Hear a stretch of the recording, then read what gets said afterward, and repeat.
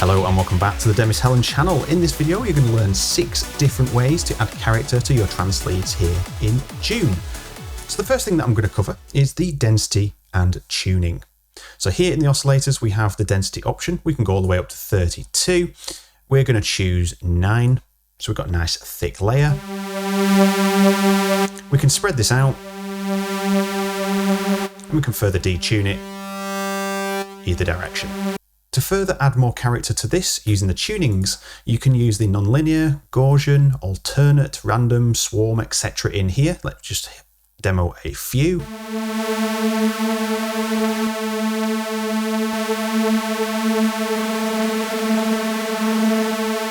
So we're going to go to nonlinear. This is very reminiscent of like the Roland JP8000, much more character for me. And we have got our first super saw. So next up we have the Unison Voices. So people get confused between the density voices here, so this density number, with the Unison Voices here. And as you can see in this section we have the amount set to 1. So that just means that we've just got this one oscillator playing these 9 voices. So what we can do is bring this down to 3. I'm just going to bring this detune down to something acceptable. And then over here on the Unison Voices, we can bring this up to 3. So it's going to play 3 voices now. And these are going to be 3 separate oscillators with 3 voices. And now we're going to get 9. And to me, I think that sounds much better than just having 9 voices bunged onto one oscillator. Having it spread over 3 gives you a much more broader approach to your sound design. And we can add little tweaks in here. So we can choose voice 1 and we can say fine tune this off. And then voice 2 can be fine tuned the opposite way. And voice 3 can be left where it is, and we get a nice broad range of detune.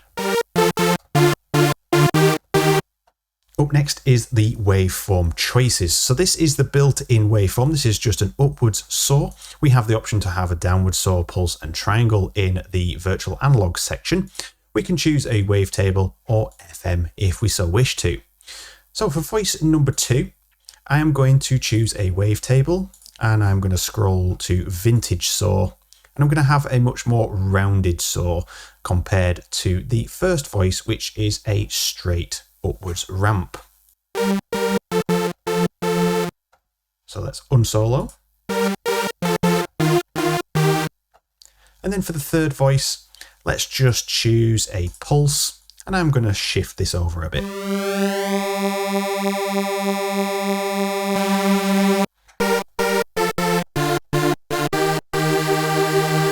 And then for voice number 3, just solos off.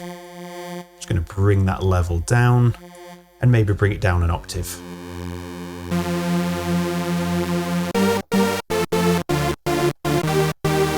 So it adds a little bit of weight to your trance lead.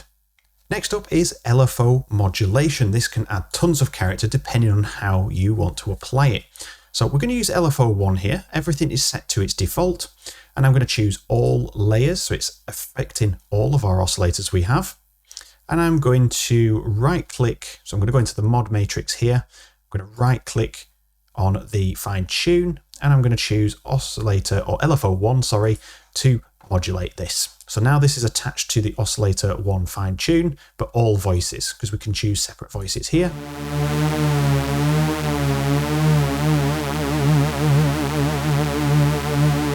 Now we can blend this down using the amount, or the amount here.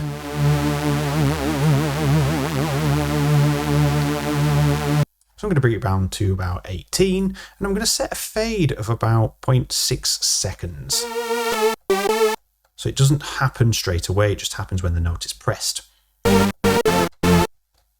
I'm just going to bring the release up a little bit on the envelope here. Set it to analog, just so we can get a bit of character out of this using the envelope as well. So then we can go in when we don't like it, we can just bring it down to taste. So it gives a little bit of modulation to your fine tune. Another way that we can use the LFO is to create a distorted effect by ramping up the rate here. So I'm going to bring this up to about 40 so we can hear it clearly. And I'm going to bring this rate up to as fast as it can go, and then I'm just going to bring it back a little bit till we get the desired effect.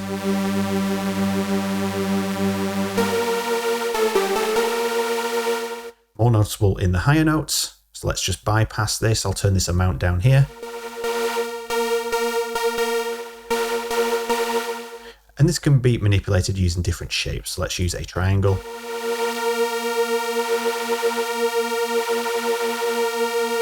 And we can set that to poly mode so it'll affect each note individually. And finally, the way that we can add some character to a trance lead is by using a phaser. So we have two to play with here in June. I'm going to show you the obvious one, which is in Effects Bus 1. This is the default effects bus for this. If you wanted to use 2, for example, just click 2 up here in the Common Voice section. So this is going through to Effects Bus 1.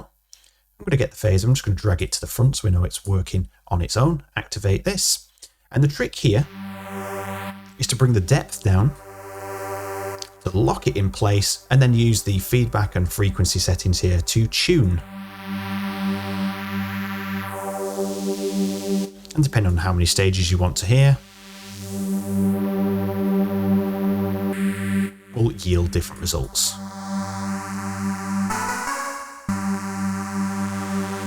Bring this down. And then we can obviously go back into the LFO, just bring that down a little bit. And the second way that we can do this is turn off the phaser in the effects bus, and we can use the effects chain here in the filter section. So we can go to here, phaser, and then we can control the mix here with this LP control. And we can add different characters to the sounds how we need them.